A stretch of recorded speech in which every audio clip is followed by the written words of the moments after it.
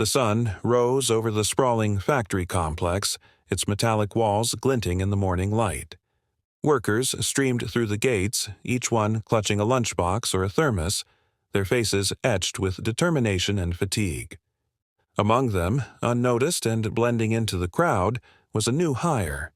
He wore the same uniform as everyone else, navy blue overalls and steel-toed boots. His ID badge read, Eli M. Eli wasn't like the others, though.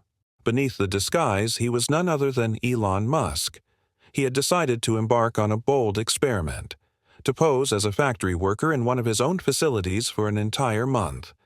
His goal was simple: to understand the lives of his employees, their challenges and their frustrations, without the filter of corporate hierarchy.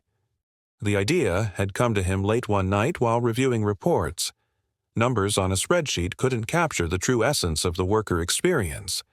So he had shaved his trademark goatee, donned a wig of slightly thinning hair, and walked into the factory as a new hire.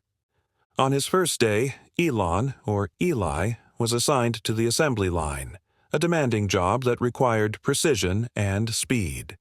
His task was to install battery modules into electric vehicle chassis, a repetitive motion that left his arms sore by lunchtime. The supervisor, a gruff man named Carl, barked orders at the team. "Pick up the pace, people. We've got quotas to meet." Elon observed the strained expressions of his coworkers.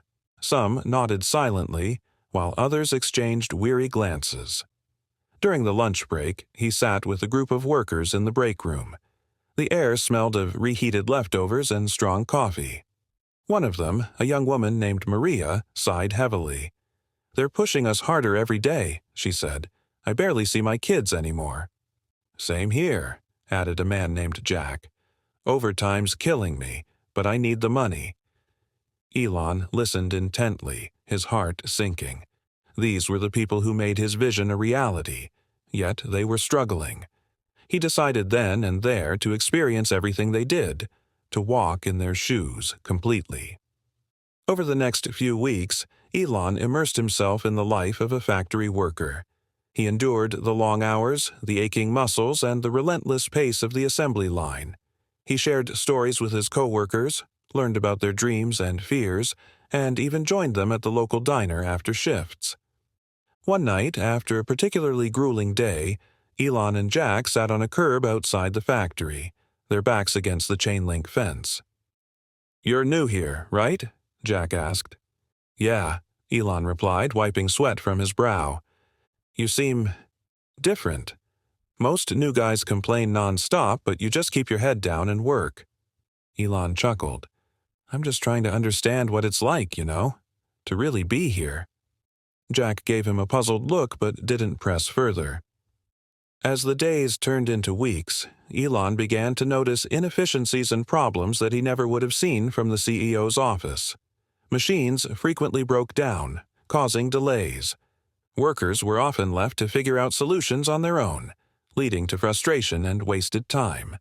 Safety protocols, while adequate on paper, were rarely followed strictly.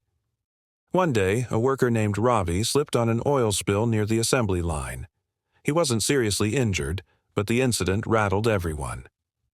"Why hasn't this been cleaned up?" Elon asked Carl, the supervisor. Carl shrugged. "We're short on maintenance staff.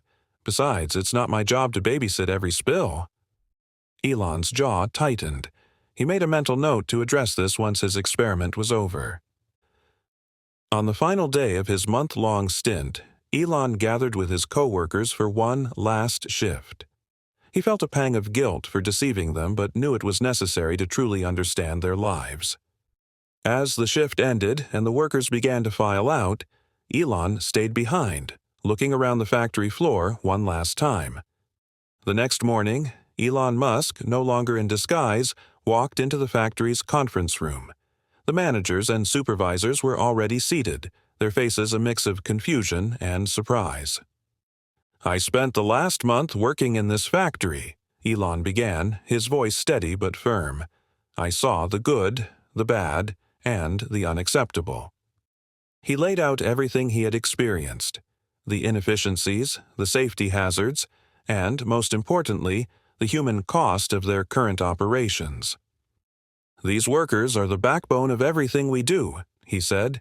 "If we don't take care of them, we fail, not just as a company, but as people."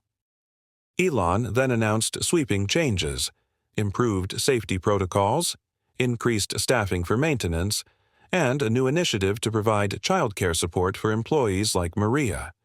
He also introduced a program to streamline processes on the assembly line, reducing the physical strain on workers. Back on the factory floor, the changes were immediately noticeable. New equipment arrived, schedules became more manageable, and the atmosphere shifted from one of exhaustion to cautious optimism. One afternoon, as Maria passed Elon during a visit, she paused. "Thank you," she said softly. "For what?" Elon asked with a smile. "For listening," she replied. As he watched her walk away, Elon felt a deep sense of fulfillment. His experiment had not only opened his eyes, but had also reminded him of the humanity behind the machines. And in the quiet moments, when he reflected on the month he had spent as Eli, he knew it wasn't just the workers' lives that had changed, it was his own.